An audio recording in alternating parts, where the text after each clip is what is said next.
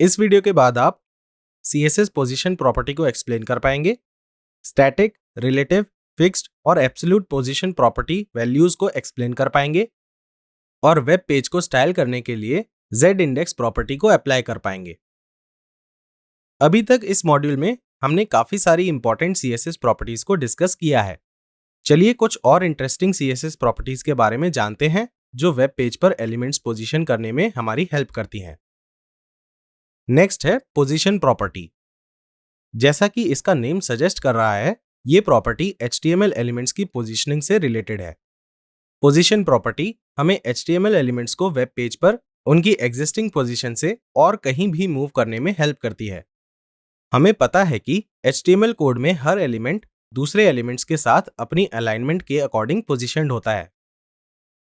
For example, जब हम ये HTML कोड रेंडर करेंगे तो हम आउटपुट में देखेंगे कि ये HTML एलिमेंट्स एक दूसरे के नीचे परफेक्टली प्लेस्ड है। ये इसलिए है क्योंकि HTML कोड में बाय डिफॉल्ट एलिमेंट्स एक दूसरे के नीचे प्लेस्ड होते हैं। अब अगर हमें किसी एलिमेंट को उसकी पोजीशन से चेंज करके कहीं और प्लेस करना है तो ये काम हम पोजीशन प्रॉपर्टी की हेल्प से कर सकते हैं। पोजीशन प्रॉपर्टी की 4 वैल्यूज होती हैं जो हमें HTML एलिमेंट्स को उनके एडजेसेंट एलिमेंट्स के रिस्पेक्ट में पोजीशन करने में हेल्प करती है। ये वैल्यूज हैं स्टैटिक, रिलेटिव, फिक्स्ड और एब्सोल्यूट। चलिए हर वैल्यू को एक एक करके डिटेल में देखते हैं। हम स्टैटिक वैल्यू से शुरू करेंगे। ये हर HTML एलिमेंट की डिफॉल्ट वैल्यू होती है और स्टैटिक टर्म का मतलब होता है फिक्स्ड। इसका मतलब है कि जिन एलिमेंट्स की ये वैल्यू होगी वो अपनी पोजीशन से मूव नहीं कर सकते। इन एलिमेंट्स की ये वैल्यू बाय डिफॉल्ट हो सकती है या फिर इन्हें एक्सप्लिसिटली असाइन भी करी जा सकती है। ऑल्सो अगर HTML एलिमेंट की पोजीशन प्रॉपर्टी की वैल्यू स्टैटिक के अलावा कुछ और सेट है तो उन एलिमेंट्स को हम पोजीशन्ड बोलते हैं। इसका रीजन ये है कि बाकी सारी रिमेनिंग वैल्यूज जो हैं रिलेटिव, फिक्स्ड और एब्सोल्यूट, वो HTML एलिमेंट की पोजीशन चेंज करने में हेल्प करती है। नेक्स्ट है रिलेटिव वैल्यू। ये वैल्यू HTML एलिमेंट को उसकी ओरिजिनल पोजीशन के रिस्पेक्ट में मूव करने में हेल्प करती है। चलिए इस स्टेटमेंट का मतलब समझते हैं और देखते हैं कि इस कोड में हम रिलेटिव वैल्यू को यूज करके किसी HTML एलिमेंट की पोजीशन कैसे चेंज करते हैं। तो यहां पर हमारे पास div एलिमेंट के अंदर 3 एलिमेंट्स हैं। हमने div और पैराग्राफ एलिमेंट्स को बॉर्डर वैल्यू और हाइट असाइन की है जिससे हम विजुअली डिफरेंस देख सकें। अब लेट्स से हमें सेकंड पैराग्राफ एलिमेंट की पोजीशन चेंज करनी है। तो इसे करने के लिए पहले हम इस एलिमेंट को एक क्लास वैल्यू असाइन करेंगे। इससे आप काफी फेमिलियर होंगे क्योंकि ये हमने पिछले टॉपिक्स में बहुत बार इंप्लीमेंट किया है। पोजीशन प्रॉपर्टी को रिलेटिव वैल्यू असाइन करते हैं। एक बार हमने ये वैल्यू असाइन कर दी, इसके बाद हम 4 प्रॉपर्टीज को यूज करके टेक्स्ट को किसी भी डायरेक्शन में पोजीशन कर सकते हैं। ये प्रॉपर्टीज हैं टॉप, राइट, बॉटम और लेफ्ट। तो इनमें से कोई भी प्रॉपर्टी यूज करके हम एलिमेंट को एक डिफाइंड डायरेक्शन में पोजीशन कर सकते हैं। अभी के लिए हम टॉप और लेफ्ट प्रॉपर्टी यूज करके कोई भी लेंथ वैल्यू असाइन करेंगे। हम आउटपुट में देख सकते हैं कि सेकंड एलिमेंट अपनी रिलेटिव पोजीशन से टॉप से 10 पिक्सेल्स और लेफ्ट से 50 पिक्सेल्स पर पोजीशनड है और एडजेसेंट HTML एलिमेंट्स की पोजीशन में कोई फर्क नहीं है। अगर हम इन दोनों कोड्स के आउटपुट को कंपेयर करें, यानी पहला जिसमें पोजीशन प्रॉपर्टी वैल्यू डिफॉल्ट है और दूसरा जिसमें हमने वैल्यू को रिलेटिव डिफाइन किया है, तो हम क्लियरली देख सकते हैं कि सेकंड एलिमेंट पोजीशनड है और उससे एडजेसेंट एलिमेंट्स की पोजीशन पर फर्क नहीं पड़ा है। अब आपके लिए एक छोटी सी एक्सरसाइज है। वीडियो के नीचे से HTML कोड को डाउनलोड करिए और डिफॉल्ट वैल्यू को स्टैटिक से रिलेटिव में चेंज करिए और कोई भी रैंडम वैल्यूज असाइन करिए और फिर आउटपुट को ऑब्जर्व करिए। नेगेटिव वैल्यूज को भी ट्राई करके देखिए। This will be fun. तीसरी पोजीशन प्रॉपर्टी वैल्यू जो हम डिस्कस करेंगे वो है फिक्स्ड वैल्यू। इस वैल्यू को समझने के लिए चलिए देखते हैं कि ये HTML एलिमेंट की पोजीशन को कैसे चेंज करती है। पहले पिछला कोड यूज करते हैं जिसे हमने रिलेटिव वैल्यू को दिखाने के लिए यूज किया था। यहां पर वैल्यू को हम रिलेटिव से फिक्स्ड में चेंज करेंगे और लेंथ एंड स्टाइल वैल्यूज को भी अपडेट करेंगे।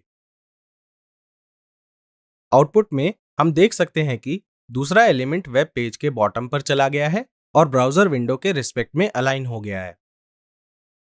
लेंथ वैल्यूज जो हमने ऐड की थी वो थी बॉटम 20 पिक्सल्स और लेफ्ट 10 पिक्सल्स, और हम देख सकते हैं कि एलिमेंट ब्राउजर विंडो के रिस्पेक्ट में बॉटम से 20 पिक्सल्स ऊपर है और लेफ्ट से 10 पिक्सल्स साइड में पोजीशन हो गया है।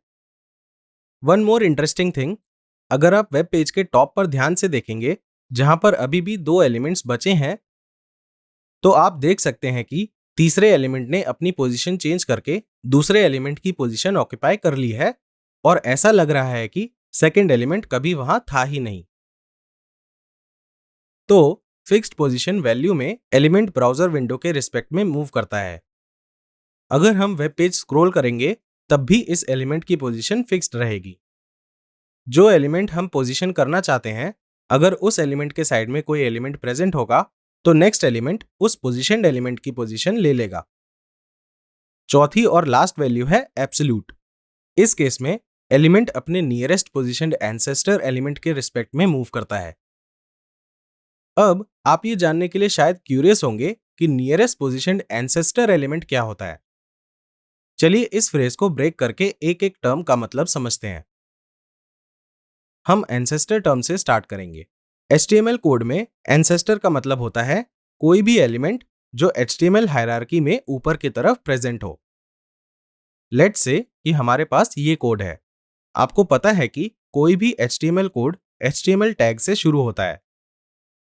यहां पर HTML टैग के अंदर बॉडी एलिमेंट है और बॉडी एलिमेंट के अंदर div एलिमेंट है। अब div एलिमेंट के अंदर हमारे पास एक हेडिंग एलिमेंट है और 2 पैराग्राफ एलिमेंट्स हैं। तो अगर हमें हायरार्की के ऑर्डर को समझना है तो हायरार्की के टॉप पोजीशन पर HTML एलिमेंट है और फिर है बॉडी एलिमेंट। बॉडी एलिमेंट के बाद हायरार्की में नेक्स्ट है div एलिमेंट और फिर बॉटम में हेडिंग और पैराग्राफ एलिमेंट्स हैं। तो एंसेस्टर एलिमेंट हमारा पेरेंट एलिमेंट हो सकता है या उसका पेरेंट एलिमेंट, और ऐसे ये HTML एलिमेंट तक चलता है। नेक्स्ट पोजीशनड टर्म से हमारा मतलब है कोई भी एलिमेंट जिसकी पोजीशन वैल्यू स्टैटिक की जगह कुछ और सेट है। तो नियरेस्ट पोजीशनड एलिमेंट का मतलब है नियरेस्ट एंसेस्टर जिसकी पोजीशन वैल्यू नॉन स्टैटिक हो। चलिए इस कोड की हेल्प से एब्सोल्यूट पोजीशन प्रॉपर्टी वैल्यू को समझते हैं। यहां पर हम देख सकते हैं कि सेकेंड पैराग्राफ की पोजीशन एब्सोल्यूट है और फिर उसे राइट और बॉटम प्रॉपर्टीज यूज करके मूव किया है। इस CSS कोड में हम देख सकते हैं कि div एलिमेंट को रिलेटिव पोजीशनड किया गया है। इसका मतलब है कि ये नियरेस्ट पोजीशनड एंसेस्टर एलिमेंट है। आप नोट करिए कि हम div एलिमेंट को टॉप, बॉटम, लेफ्ट या राइट प्रॉपर्टीज यूज करके मूव नहीं कर रहे हैं, पर फिर भी उसकी पोजीशन रिलेटिव है। ये इसलिए है क्योंकि यहां पर हमारा एम div एलिमेंट को मूव करना नहीं था, पर हमें एक चाइल्ड पैराग्राफ एलिमेंट को पेरेंट div एलिमेंट के रिस्पेक्ट में मूव करना था। आउटपुट में हम देख सकते हैं कि second paragraph element nearest ancestor element के रिस्पेक्ट में पोजीशनड है। ऑल्सो नेक्स्ट एलिमेंट जो कि तीसरा पैराग्राफ एलिमेंट है, उसने दूसरे पैराग्राफ एलिमेंट की पोजीशन ले ली है और बीच में कोई गैप नहीं छोड़ा है। आई होप आपको सारी पोजीशन प्रॉपर्टी वैल्यू समझ आ गई होंगी। इससे पहले कि हम नेक्स्ट प्रॉपर्टी पर चलें जो हमें एलिमेंट्स पोजीशन करने में हेल्प करती है, क्विकली समराइज करते हैं कि अभी तक हमने इस वीडियो में क्या पढ़ा। लेफ्ट साइड में हमारे पास प्रॉपर्टी वैल्यूज हैं एज रिलेटिव, फिक्स्ड और एब्सोल्यूट, और राइट साइड में हमारे पास 2 कॉलम्स हैं जो पोजीशनड एलिमेंट की मूवमेंट और नेक्स्ट एलिमेंट की पोजीशन बता रहे हैं। तो रिलेटिव वैल्यू में एलिमेंट की मूवमेंट उसकी ओरिजिनल पोजीशन के रिस्पेक्ट में होती है और पोजीशनड एलिमेंट के बाद जो नेक्स्ट एलिमेंट प्रेजेंट है वो अपनी पोजीशन चेंज नहीं करता है और एक गैप छोड़ता है।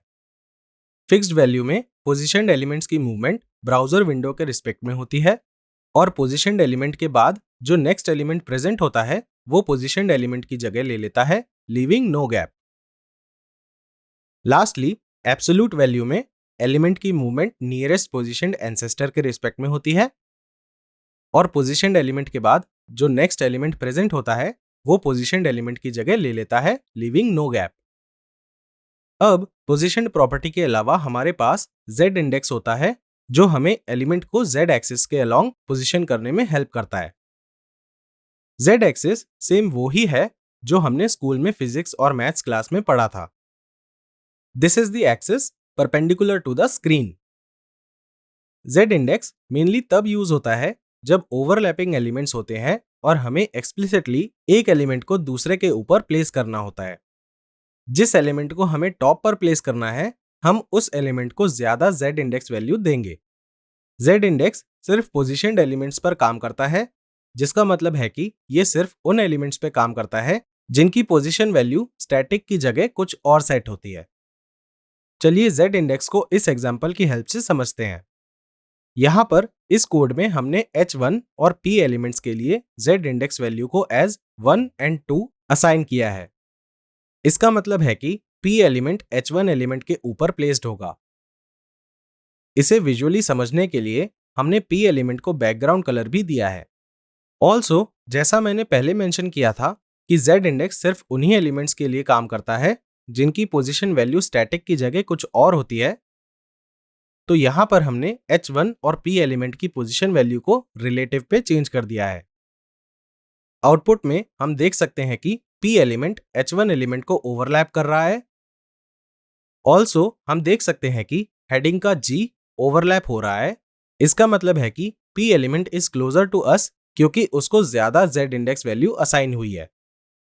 पर अगर हम h1 की z इंडेक्स वैल्यू को 1 से चेंज करके 3 करते हैं, तो हम देख सकते हैं कि अब h1 एलिमेंट p एलिमेंट को ओवरलैप कर रहा है। तो z इंडेक्स ऐसे काम करता है और इससे हम ओवरलैपिंग एलिमेंट्स को पोजीशन कर सकते हैं। Up next is a quiz. पर क्विज अटेम्प्ट करने से पहले मेक श्योर कि आपने सारी प्रॉपर्टी वैल्यूज को प्रीवियसली रिटन HTML कोड में प्रैक्टिस किया है और उसका आउटपुट ऑब्जर्व किया है। All the best.